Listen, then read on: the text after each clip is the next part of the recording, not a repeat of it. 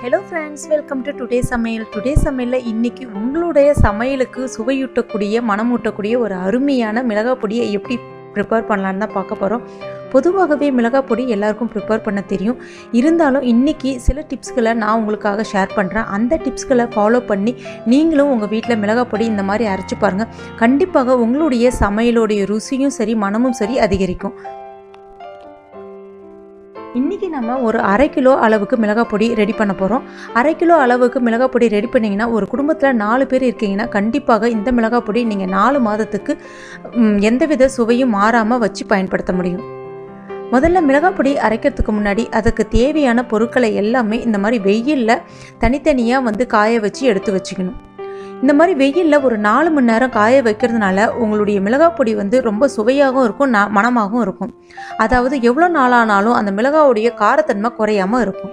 முதல்ல மிளகாய் பொடி அரைக்கிறதுக்கு தேவையான எல்லா பொருட்களையும் இந்த மாதிரி தனித்தனியாக நம்ம வறுத்தெடுத்துக்கலாம். முதல்ல நான் ஜீரகம் ஒரு 50 கிராம் சேர்க்குறேன். அதாவது ஒரு 1/2 கிலோ மிளகாய் பொடி அரைக்க போகிறோம் அப்படின்னா 50 கிராம் ஜீரகம் கண்டிப்பாக தேவை. அந்த மாதிரி ரேஷியோ மாற்றாதீங்க. நான் கரெக்டாக ஒரு பொருளும் எந்த அளவுக்கு ரேஷியோன்னு சொல்கிறேனோ அந்த குவான்டிட்டி கரெக்டாக நீங்கள் ஃபாலோ பண்ணிங்கன்னா மிளகாய் பொடி ரொம்பவே டேஸ்டியாக இருக்குன்னே சொல்லலாம். அடுத்ததாக பெருஞ்சீரகம். இந்த மாதிரி வறுத்து எடுக்கும்போது பார்த்தீங்கன்னா எந்த பொருளையும் தீய விட்டுறாதீங்க. அந்த மாதிரி எண்ணெய் விட்டு வறுக்கக்கூடாது. இந்த மாதிரி கலர் லைட்டாக, அதாவது ஸ்லைட்டாக சேஞ்ச் ஆகும். ஸ்லைட்டாக சேஞ்ச் ஆன உடனே நீங்கள் ஒரு பேப்பர் விரித்து வச்சிங்க. அந்த பேப்பரில் தனித்தனியாக கொட்டி வச்சுட்டு வந்துடுங்க. நீங்கள் வேறு ஒரு பாத்திரத்தில் அந்த மாதிரி கொட்டும் போது என்ன ஆகும் அப்படின்னா அதுலேருந்து வேர்வை நீர் வடிய ஆரம்பிக்கும். அந்த மாதிரி நீர் வடிஞ்சுன்னா மிளகாய் பொடி நல்லா இருக்காது. அதனால் தனியாக அந்த மாதிரி ஒரு மரமோ இல்லை ஒரு பேப்பரோ விரித்து வச்சுட்டு அதில் நீங்கள் ஒரு பொருளாக நீங்கள் வறுத்து கொட்டிக்கலாம். அடுத்ததாக வெந்தயம் ஒரு 50 கிராம் சேர்க்குறேன். வெந்தயம் சட்டுன்னு தீயும். அதனால் மீடியம் ஃப்ளேமில் வச்சு வருங்க. எக்கார்ந்த கொண்டு எண்ணெய் விட்டு வறுத்துறாதீங்க. எண்ணெய் விட்டு வறுத்தோன்னா மிளகாய் பொடி காரல் வர ஆரம்பிச்சிடும். அதாவது காரல்ன்றது ஒரு மாதிரியான வாடை வரும். அதுதான் காரல்னு சொல்லுவாங்க. ஒரு மாதத்துக்கு அப்புறம் அந்த வாடை ஒரு மாதிரி வரும். அதுதான் காரல்னு சொல்லுவாங்க.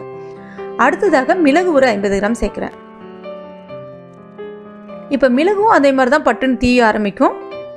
பார்த்தீங்கன்னா மிளகு ஜஸ்ட் மூவ் ஆகும் பாருங்கள். நீங்கள் வானலில் போட்டோன்னே அந்த மாதிரி மூவ் ஆக ஆரம்பித்த உடனே என்ன பண்ணிக்கலாம், நம்ம ட்ரான்ஸ்ஃபர் பண்ணிக்கலாம் வேறு ஒரு இதில். அடுத்ததாக 25 கிராம், இது 50 கிராம் இல்லை, 25 கிராம் விரலி மஞ்சள்.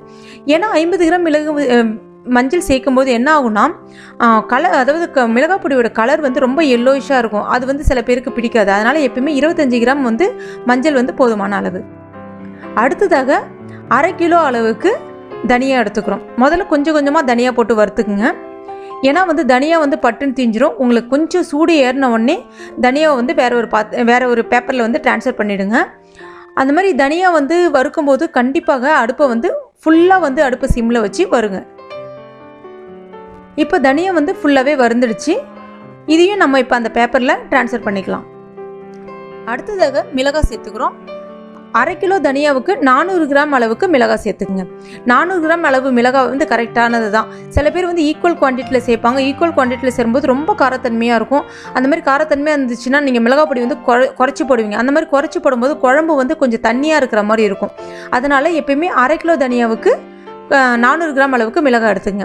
அப்புறம் மிளகாய் சட்டுன்னு வறுபட்டுரும். அதனால் மீடியம் ஃப்ளேமில் வச்சுட்டு ஒரு 2 to 3 மினிட்ஸ் வச்சிங்கனாலே உடனே டக்குன்னு எடுத்துருங்க. ஜஸ்ட் ஹீட் ஏறினாலே போதும். அடுத்ததாக 25 கிராம் கடுகு சேர்த்துருக்கேன். கடுகு ஸ்லைட்டாக சேஞ்ச் ஆன உடனே நீங்கள் வேற ஒரு பேப்பருக்கு ட்ரான்ஸ்ஃபர் பண்ணிவிடுங்க. அடுத்ததாக பார்த்தீங்கன்னா துவரம்பருப்பு சேர்க்குறேன். துவரம்பருப்பு, கடலைப்பருப்பு, பச்சரிசி எல்லாமே 50 கிராம் அளவுக்கு எடுத்துக்கங்க. இது எல்லாமே தீய விடாமல் பார்த்து வறுத்தெடுத்துங்க. அந்த மாதிரி அரிசி நல்லா பொரிஞ்சு வரணும். அரிசி பச்சரிசி எடுத்துருக்கேன் நான். இதெல்லாம் எதுக்காக சேர்க்குறோம் அப்படின்னா, அதாவது கடலைப்பருப்பு, துவரம்பருப்பு எல்லாமே உங்களுக்கு குழம்புக்கு ஒரு கொஞ்சம் திக் கன்சிஸ்டன்சி கொடுக்கும். சில பேர் மிளகாய் பொடியும் தனியா பொடியும் மட்டுமே யூஸ் பண்ணுவாங்க. அந்த மாதிரி பண்ணும்போது குழம்புக்கு டேஸ்ட்டும் இருக்காது. அது மட்டும் இல்லாமல் பார்த்தீங்கன்னா கொஞ்சம் தண்ணியாக இருக்கிற மாதிரி இருக்கும். அடுத்ததாக ஒரு 50 கிராம் அளவுக்கு பெருங்காயம் சேர்க்குறேன். பெருங்காயத்தை இந்த மாதிரி கொஞ்சம் கொஞ்சமாக கிள்ளி போட்டுங்க. முழுசாக போட்டிங்கன்னா மிஷினில் சில டைம் அரைபடாமல் மிளகாய் பொடியில் கொஞ்சம் கெட்டிப்பட்ட மாதிரி இருக்கும். இப்போ பார்த்தீங்கன்னா எல்லாமே நான் ஒரு பேப்பரில் இந்த மாதிரி தனித்தனியாக வறுத்துட்டு கொட்டி ஆற வச்சுருக்கேன். கிட்டத்தட்ட பார்த்தீங்கன்னா ஒரு 1/2 மணி நேரம் 3/4 மணி நேரம் நல்லா ஆற விடுங்க. ஆற விட்ட உடனே நீங்கள் மிஷினில் கொடுத்து அரைச்சிடுங்க. சரி, நம்ம இன்றைக்கி வதக்கிட்டோம், நம்ம மறுநாள் நம்ம அரைச்சிக்கலாம் அப்படின்னா கண்டிப்பாக அதனுடைய ஃப்ளேவர் அதாவது அதனுடைய வாசனை மாறிடும். அதனுடைய வாசனை மாறாமல் அதனுடைய காரத்தன்மை போகாமல் இருக்கணும் அப்படின்னா நீங்கள் வறுத்த உடனே ஒரு அரை மணி நேரம் நல்லா ஆற வச்சுட்டு மிஷினில் கொடுத்து அரைச்சிங்க அப்படின்னா அதனுடைய மனமும் நல்லாயிருக்கும். குழம்புக்கு வந்து ரொம்ப சுவையாக, அதாவது குழம்பு ரொம்ப சுவையாக இருக்கும்.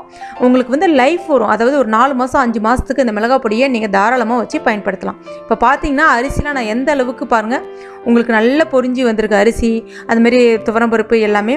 அதுமாரி தனியா வந்து தீய விடாமல் கரெக்டான பதத்துக்கு, தனியா வந்து லைட்டாக சூடு ஏறினாலே போதுங்க. ஸோ நம்மளுடைய இப்போ இன்க்ரீடியன்ட்ஸ் எல்லாமே ரெடி ஆகிடுச்சு. இதை நான் இப்போ மிஷினில் கொடுத்து நான் அரைச்சி எடுத்துருக்கேன். இப்போ பார்த்தீங்கன்னா நான் உங்களுக்கு வந்து 1/2 கிலோ அளவுக்கு நான் காட்டியிருந்த குவான்டிட்டி.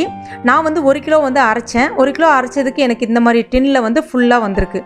நீங்கள் 1/2 கிலோ அரைச்சிங்கன்னா உங்களுக்கு இதில் வந்து பார்த்தீங்கன்னா ஒரு அரை டப்பா, அதாவது அரை பாக்ஸ் அளவுக்கு வரும். இதை நீங்கள் 4 மாதத்துக்கு வந்து பயன்படுத்தலாம். இது மாதிரி நீங்கள் வந்து ஒரு சின்ன ஏர்டைட் கண்டெய்னரில் வந்து ஸ்டோர் பண்ணி வந்து பயன்படுத்துங்க. ஏன்னா வந்து ஸ்ட்ரெயிட்டாக அதுலேருந்து நீங்கள் எடுத்து பயன்படுத்தும் போது அதனுடைய காரத்தன்மை வந்து குறைஞ்சிரும். அதனால் எந்த அளவுக்கு தேவையோ அதை வந்து வேறு ஒரு சின்ன ஏர்டைட் கண்டெய்னரில் எடுத்து நீங்கள் வந்து பயன்படுத்தும் போது உங்களுக்கு வந்து அந்த மிளகாப்பொடி வந்து காரத்தன்மை குறையாமல் உங்களுக்கு லைஃப் லாங் வரும்னே சொல்லலாம். இந்த வீடியோ உங்களுக்கு பிடிச்சிருக்கும் நம்புறேன். பிடிச்சதுன்னா லைக் பண்ணுங்கள், கமெண்ட் பண்ணுங்கள், மறக்காமல் சப்ஸ்கிரைப் பண்ணுங்கள். நன்றி.